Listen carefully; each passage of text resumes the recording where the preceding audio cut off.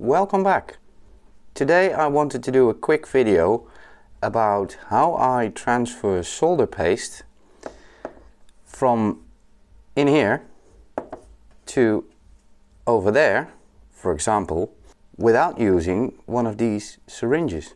Now this is a syringe which has some flux in it, but you can buy these and you can also buy the individual needles, but that rarely works because sometimes you get way too much out of it and sometimes you get nothing out of it despite how hard you press on this side.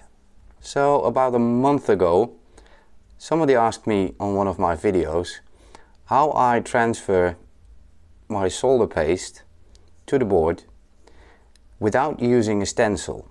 Now this can be quite difficult, but what I found is if you mix this is it's from AliExpress, it's called PP Woneng PPD Pro paste. It's a lead-free paste. I think this is a medium temperature or maybe even low temperature solder paste. Doesn't really matter. I believe this is type 3. There's also type 5 which has some smaller solder balls. But when you try and, for example, take one of these cocktail sticks and try to stick it on the board, it ends up all over the place except on the pads, and usually you're just moving solder paste around without actually having it sticking to the board. So today I'm going to show you my method, and it involves using a little bit of white paper, can be another color, just plain paper, and this tape. Now I don't know what this is called, but it's this brown packing tape, and I used this because it has some plastic coating on it, and in a minute you'll see why. So what I do is I take a little bit of tape and stick it to the paper,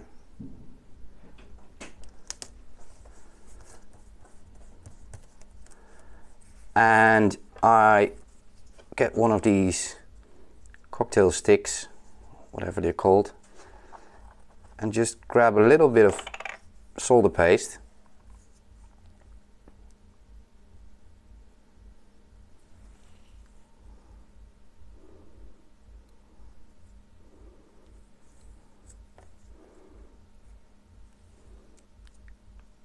That's actually a lot, but it's okay. And then I mix this with some flux. Let's get in a bit closer. And I'm gonna add a decent amount of flux because I want this paste to be more viscous. And that really helps when transferring it to the PCB. And now I'm just gonna mix this, which doesn't always happen really quickly.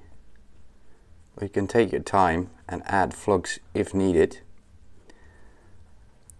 And now you can see why I'm using this sticky tape instead of just paper, because the paper would suck out all the moisture of the solder paste, and I actually need it to be quite moist. And you can already see it doesn't look as dry as it did before. And what I'm actually looking for is, do you see when I lift the cocktail stick, it forms these kind of strings, and that's what I want, because I'm actually going to use gravity to transfer the solder paste to the board. And this is quite big if you look at this in comparison to the board. That's quite big. So what I'm actually going to use is a lead of a resistor.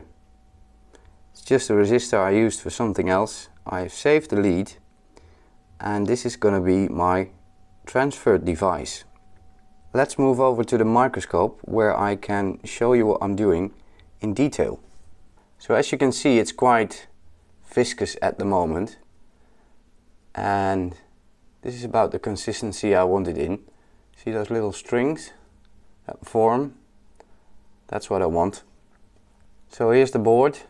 It's a QFN 20 with a 0.5 millimeter pin spacing, which is actually the distance between the center of one pin and the center of another pin.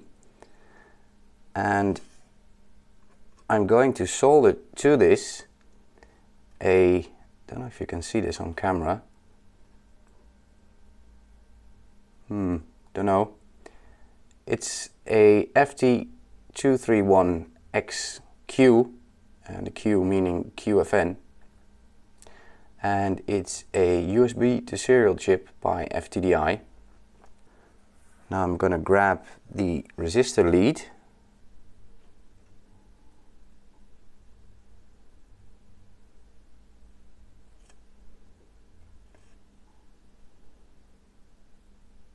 So I'm just touching the pads very lightly,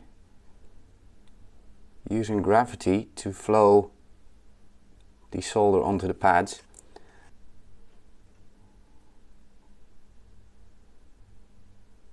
Now, because of surface tension, this doesn't have to be really precise.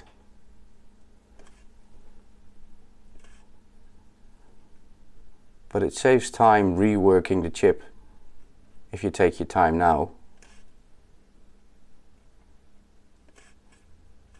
Oh, that's a bit much.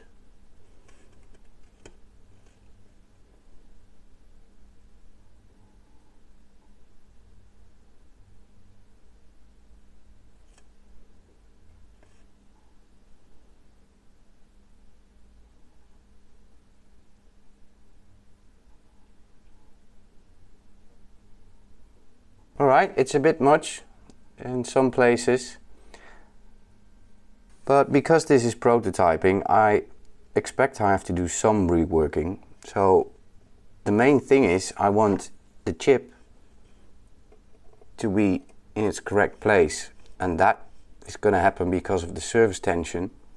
Now for this chip it's not needed, but some chips do need a connection on the pad, so I need to put a bit of solder paste on there as well.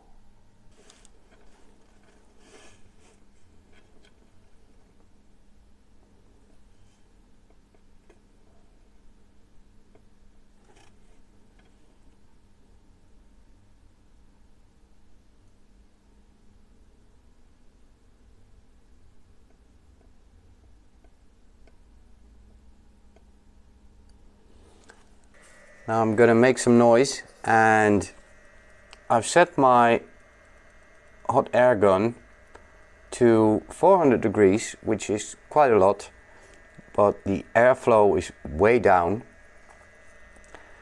And I'm just going to heat up the board. I kind of want to keep my hands out of the way as well, because I don't want to burn myself. And I have to get in view. This is all quite difficult to do. But let's see how it goes. Did you see the chip move? It's actually moving into position now. Maybe do the other side as well.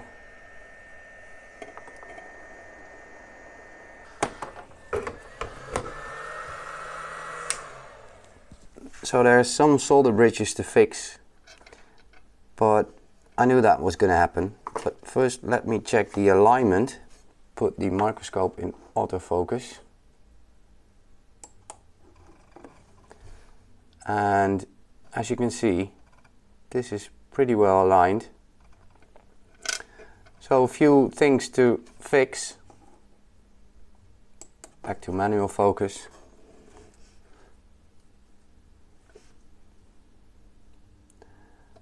And what I usually do is put my soldering iron the first pin and then just drag along, sometimes making it worse, but eventually fixing it. So these look okay, maybe this one.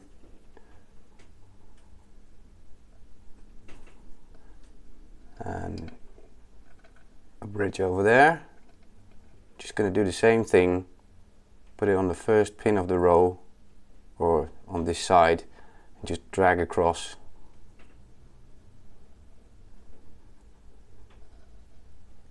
There we go. Oh, that's still a bridge. I didn't see that earlier. Clean it. Clean my soldering iron.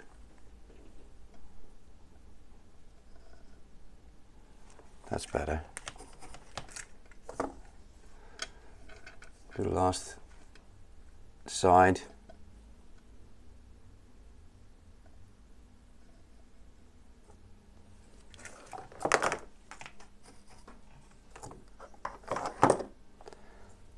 And there we go. Let's inspect it one more time. These look good.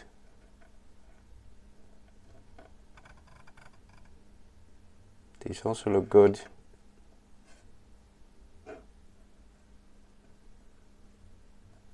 Also good, although that right one is not quite, but I think it's okay.